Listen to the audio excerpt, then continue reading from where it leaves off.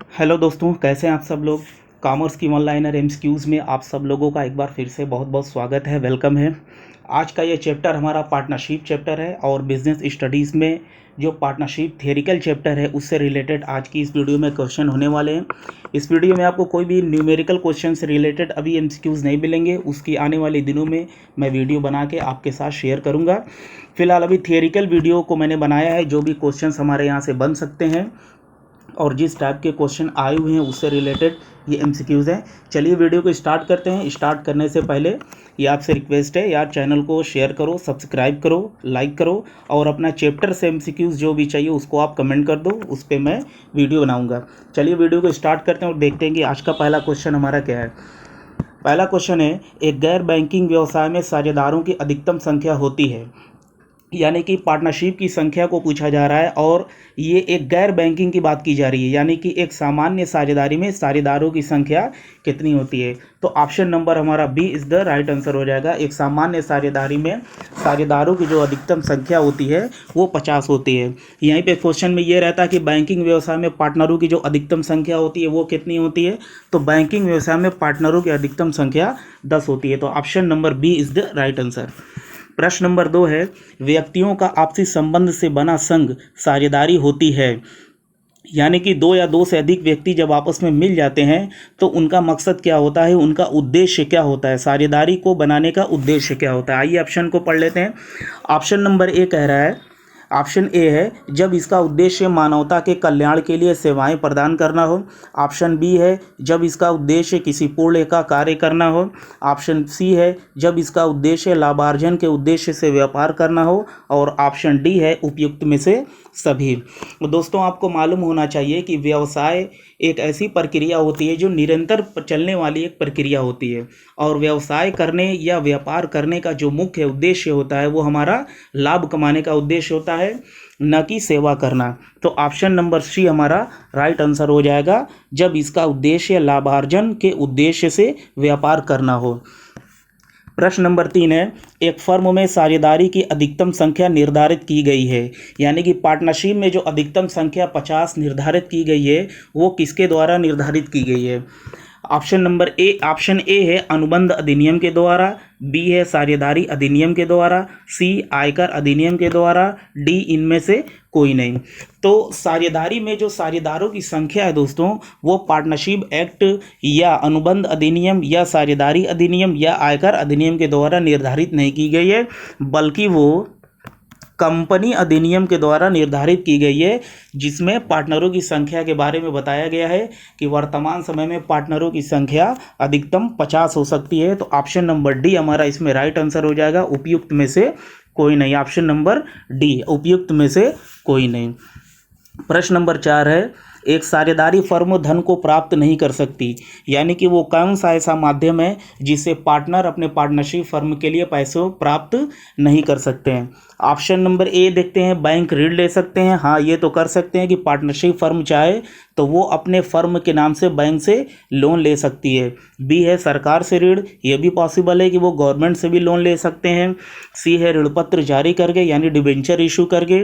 और डी है साझेदारों से ऋण। डी वाला भी ऑप्शन सही है, क्योंकि जब कोई साझेदार ये देख लेगा कि पार्टनरशिप फर्म में पूंजी की काफ़ी कमी है तो अन्य पार्टनरों की सहमति से एक साझेदार अपने पार्टनरशिप फर्म को ऋण दे सकता है, यानी कि ऑप्शन नंबर जो सी है ये हमारा सही है, क्योंकि पार्टनरशिप फर्म में कभी भी डिबेंचर इशू करके पैसों को प्राप्त नहीं किया जाता है, बाकी तीनों माध्यम से पैसों की प्राप्ति की जा सकती है। तो option number C is the right answer. प्रश्न नंबर 5 है, सीमित साझेदारी से क्या तात्पर्य होता है। आइए ऑप्शन देखते हैं क्या है। ऑप्शन कह रहा है साझेदारों की सीमित संख्या, बी है साझेदारों की सीमित क्षेत्र, सी है सभी साझेदारों का असीमित दायित्व, डी है कुछ साझेदारों का दायित्व सीमित होना। तो देख लेते हैं कि सीमित साझेदारी से क्या तात्पर्य है। तो इसमें ऑप्शन नंबर डी हमारा सही होगा कि कुछ साझेदारों का दायित्व क्या होता है, वो सीमित होता है। प्रश्न नंबर 6 कह रहा है कि एक साझेदारी फर्म में अंकेक्षण के क्षेत्र और अंकेक्षक के कर्तव्य को निर्धारित किया जाता है। सबसे पहले तो मैं आपको ये बताता चलूँ कि एकाकी व्यापार में और साझेदारी फर्म में अंकेक्षण को कराना अनिवार्य नहीं होता है, बल्कि ये साझेदारों के या एकाकी व्यापार के बीच और अंकेक्षण के बीच ये एक समझौता होता है कि अगर वो चाहें तो कराएं और ना चाहें तो न कराएं। तो इसके लिए ऑप्शन नंबर ए हमारा देखिए, ऑप्शन नंबर ए है साझेदारी अधिनियम द्वारा, ऑप्शन नंबर बी है साझेदारी संलेख द्वारा, ऑप्शन नंबर सी है साझेदारी फर्म और अंकेक्षण मध्य समझौते द्वारा, ऑप्शन नंबर डी है उपयुक्त में से कोई नहीं।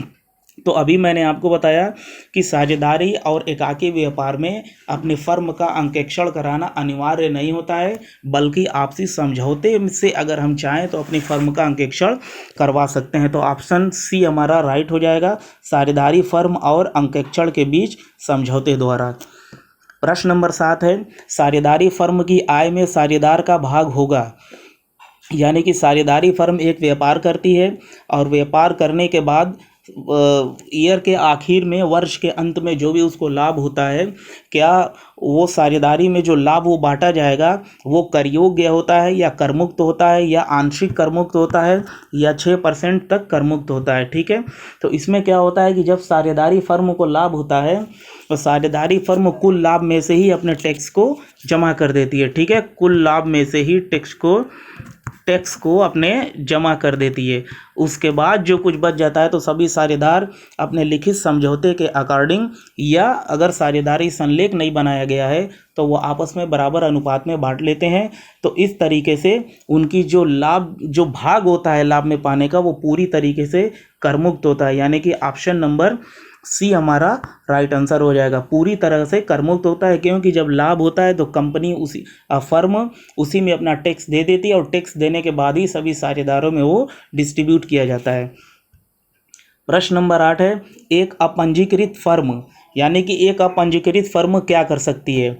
ऑप्शन नंबर ए है अवैधानिक होती है तथा व्यापार नहीं कर सकती, बी है अर्थदंड जमा करने के बाद व्यापार कर सकती है, सी है कुछ प्रतिबंधों के साथ व्यापार कर सकती है, डी है उपरोक्त में से कोई नहीं। तो सबसे पहले तो मैं आपको बता दूं कि एक साझेदारी फर्म हो चाहे एकाकी व्यापार हो, इन दोनों को अपनी फर्म का रजिस्ट्रेशन कराना या फर्म का पंजीकरण कराना अनिवार्य नहीं होता है, बल्कि ऐच्छिक होता है। चाहे तो वो कराएं या तो न कराएं। अगर वो पंजीकरण नहीं कराते हैं तो कुछ विशेष लाभ से वो वंचित रह जाते हैं, जिसमें ये ऑप्शन नंबर सी हमारा दिया है कि कुछ प्रतिबंधों के साथ व्यापार कर सकती है। क्योंकि कुछ व्यापार ऐसे होते हैं कि जिनमें आपको पंजीकरण कराना अनिवार्य हो जाता है, और कुछ व्यापार ऐसे होते हैं जिनमें आपको लाइसेंस लेने की भी आवश्यकता पड़ जाती है। इसलिए ऑप्शन नंबर सी हमारा राइट आंसर हो जाएगा कि कुछ प्रतिबंधों के साथ व्यापार कर सकती है। प्रश्न नंबर 9 है, सांविधिक निगमों का गठन किया जाता है किसके द्वारा। यानी कि सांविधिक निगम है, संवैधानिक निगमों का जो गठन होता है, जो भारत सरकार, राज्य सरकार या आम तौर से सरकारी तौर पे उनका गठन किया जाता है, वो किसके द्वारा किया जाता है। तो वो दोस्तों किया जाता है कि संसद में विशेष प्रस्ताव पास करके, यानी कि संसद के एक विशेष अधिनियम के द्वारा इनका गठन किया जाता है। प्रश्न नंबर 10 है, साझेदारी अधिनियम के उल्लिखित, यानी कि साझेदारी अधिनियम हमारी किस धारा में उल्लिखित है, यानी साझेदारी की जो परिभाषा दी गई है वो किस धारा में दी गई है। तो साझेदारी की परिभाषा दी गई है 1932 की धारा 4 में, यानी कि 1932 की धारा 4 में साझेदारी के बारे में उल्लेख किया गया है। Option number A is the right answer. प्रश्न नंबर 11 है, किसी साझेदार द्वारा साझेदारी फर्म में विनियोजित पूंजी पर ब्याज दिया जाएगा जबकि साझेदारी संलेख मौन है। यानी कि क्वेश्चन हमारा ये कहना चाह रहा है कि एक साझेदार है और उन्होंने साझेदारी फर्म में पूंजी का इन्वेस्टमेंट किया है। ठीक है, अब पूंजी पर ब्याज देने की बात चल रही है, लेकिन उस पार्टनरशिप फर्म में साझेदारी संलेख को नहीं बनाया गया है। तो इस कंडीशन में एक्स्ट्रा पूंजी देने वाले पार्टनर को कितने प्रतिशत की दर से ब्याज दिया जाएगा।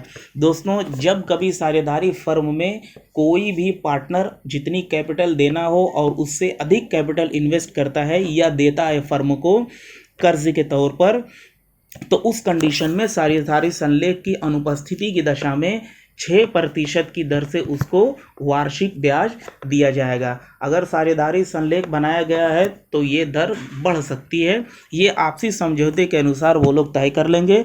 और अगर साझेदारी फर्म नहीं बनाया गया है तो 6% वार्षिक दर से उसको कुल पूंजी पर ब्याज दिया जाएगा। तो ऑप्शन नंबर ए हमारा राइट। प्रश्न नंबर 12 है, एक सीमित दायित्व वाली साझेदारी का अंकेक्षण कराना होता है। आपसे मैं पहले ही बता चुका हूँ कि एकाकी व्यापार हो, साझेदारी हो और साझेदारी में कोई भी साझेदारी हो, इसके फर्म का पंजीकरण कराना अनिवार्य नहीं होता है। लेकिन एक पार्टनरशिप ऐसी है कि जिसका पंजीकरण कराना अनिवार्य होता है, वो आपको अभी आगे क्वेश्चन मिलेगा। लेकिन इनका अंकेक्षण कराना अनिवार्य नहीं होता, ये बल्कि अपने इच्छा पर होता है, चाहे तो वो कराएं और चाहे तो वो न कराएं। Option number D is the right answer. एक सीमित दायित्व वाली साझेदारी का अंकेक्षण कराना होता है ऐच्छिक है। प्रश्न नंबर 13 है, किसी साझेदार के अवकाश ग्रहण करने पर, पुनर्गठन होने पर या किसी साझेदार की मृत्यु या दिवालिया होने पर साझेदारी फर्म के अस्तित्व पे कोई प्रभाव नहीं पड़ता है, तो वो कौन सी ऐसी साझेदारी है कि इतना कुछ हो जाने पर उस पर कोई प्रभाव नहीं पड़ता है? तो इसका हो जाएगा option number B is the right answer. यानी कि लिमिटेड पार्टनरशिप हमारी एक ऐसी पार्टनरशिप है, लिमिटेड पार्टनरशिप ऐसी पार्टनरशिप है जिसमें सदस्यों के आने और जाने का कोई फ़र्क नहीं पड़ता। ये पार्टनरशिप सामान्य तौर पे हमारी चलती रहती है। बस आपसे छोटी सी रिक्वेस्ट है, आप चैनल को सपोर्ट करते रहो और ऐसे ही आने वाले टाइम में मैं आपको चैप्टर वाइज आपको वीडियो एमसीक्यूज़ की बना के शेयर करता रहूँगा। और कोई स्पेशल वीडियो चाहिए तो आप उस चैप्टर का नाम कमेंट कर दो, मैं उस पर वीडियो बना के आपके साथ शेयर कर दूँगा। आइए देखते हैं क्वेश्चन नंबर 14। प्रश्न नंबर 14 हमारा है। प्रश्न नंबर 14 कह रहा है, साझेदारों के बीच आपसी संबंध होता है, यानी कि दो या दो से अधिक जो साझेदार होते हैं उन दोनों के बीच किस तरीके का रिलेशन पाया जाता है। आइए ऑप्शन को देखते हैं। क्रेता और विक्रेता का, स्वामी और एजेंट का, सस्वामित्व का, उपयुक्त सभी। और दोस्तों, साझेदारों के बीच आपसी जो संबंध होता है उसको हम स्वामी और एजेंट का नाम दिया जाता है। ठीक है, स्वामी और, ठीक है ना, ऑप्शन नंबर बी हमारा ये वाला ऑप्शन राइट हो जाएगा। स्वामी और एजेंट के नाम से उसको जानते हैं। प्रश्न नंबर 15 है, ऐसी साझेदारी जो किसी विशेष कार्य अथवा उद्देश्य को पूरा करने के लिए स्थापित की जाती है।